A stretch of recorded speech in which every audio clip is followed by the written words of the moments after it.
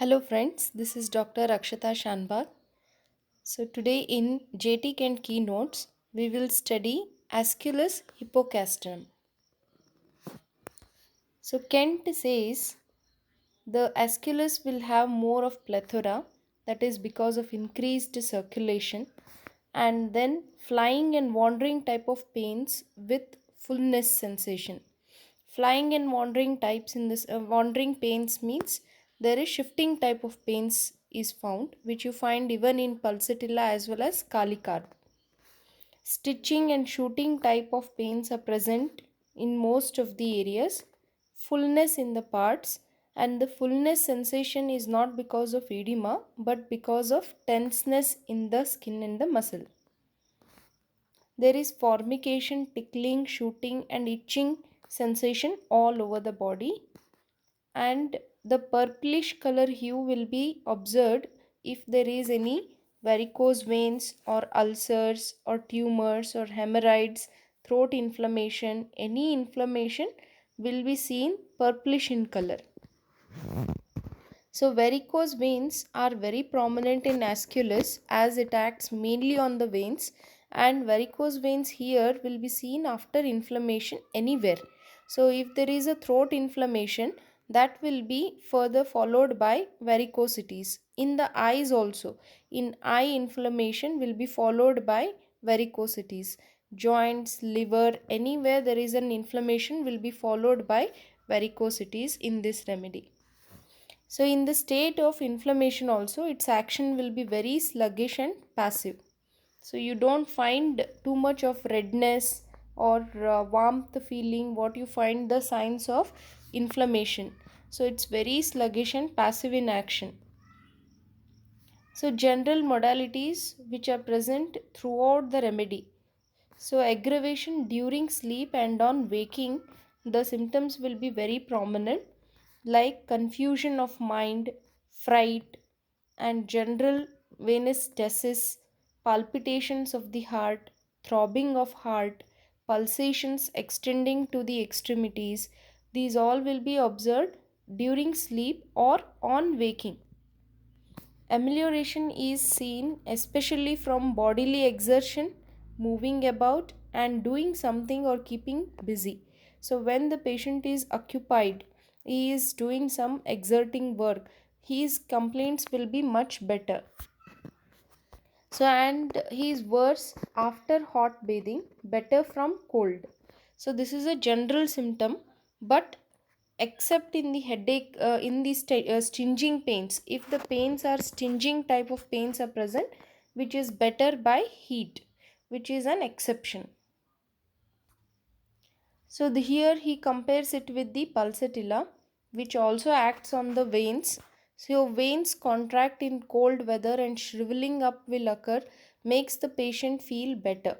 So but the veins will fill and become engorged in warm air and after hot bath. So this is what is observed even in the pulsatilla, like you find even in the Aesculus, aggravation from hot bathing, better from cold in general. And he says the tepid bath feels better, but the Turkish bath is generally distressing. Tepid bath in the sense the lukewarm water bath will feel better. Turkish bath is the hot boiling water that will feel very distressing. So in pains, the Kent compares with pulsatilla, sickle and the camphor. So coming first, we will see what he compares in pulsatilla, sickle and camphor. So in Aesculus, there is stinging pains, as I said you. Superficial stinging pains will be better by heat, while he is better from cold, except the aggravation from cold damp weather in the rheumatic and the venous conditions. In rheumatic and venous conditions, the complaints will be aggravated from cold damp weather. Stinging deeper pains, if the pains are deeper in nature, that will be better by cold, which is a general modality. So here with the stinging pains, if we have to compare pulsatilla, stinging pains are better by local application of heat, while the patient himself wants to be in cold. In sickle core, what happens? Little sharp pains along the course of the nerves are observed, which are better from heat, but wants to be in cold air or to be uncovered, except the spot of the pain which he wants to keep warm. This is the modality you find in the sickle core. In camphor, during the twinges of the pain, he wants windows closed and wants hot application.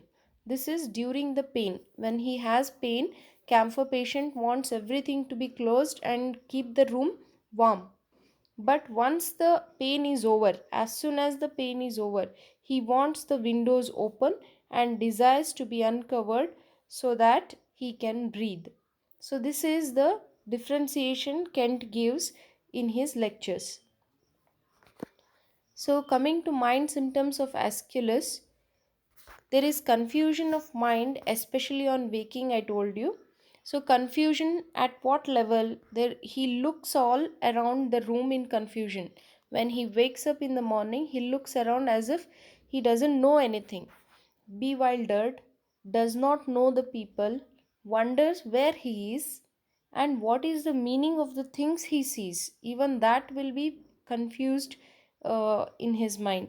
Then there is great sadness observed in this remedy, extreme irritability. So, irritability here, these are the most interior than the other symptoms of mind because they relate to the affections. So, as we know that in mind section we give importance to will, understanding, and memory. So, out of these, the in hierarchy, if we have to put, will and affections will be the first grade. So, that will be given more important, then the understanding level, and then the memory level. So, that is what even the Kent explains in this chapter. He becomes irritable only when there is disturbance of will. That is, if things does not happen as he desires to be. If it happens according to his desire, then he will not be irritable. He will be very happy. He will be speaking very jovially. But once the people don't agree to him and it doesn't go according to his desire, then he becomes very irritable and angry. There is loss of memory also observed, aversion to work. Okay, so mental symptoms. This is a statement given by Kent. He says the mental symptoms that relate to the memory are not so important as the things that relate to the intelligence. And the things that relate to the intelligence are not so important as the things that relate to the affections or desires and aversions. So, as I told you before, will and affection will be considered first, then the understanding, and later the memory will be taken care. So, and whenever he lacks something he wants. So, as I said you, whenever he doesn't have anything, doesn't happen according to his desire, then the irritability will begin, the symptoms will begin. So, whenever he lacks something he wants, the individual will become very sad, and this sadness can lead to confusion of mind, that is inability to think clearly. So here there will be disturbance of intellect, not the sensorium. The confusion will lead to disturbance in the intellect. Then what happens after the confusion? Vertigo will begin with the sensation of rolling. So in this vertigo there is disturbance in sensorium now. And then the patient may state that when walking in the street, he is dizzy, or it appears as though everything interiorly were turning around, yet his mind is clear.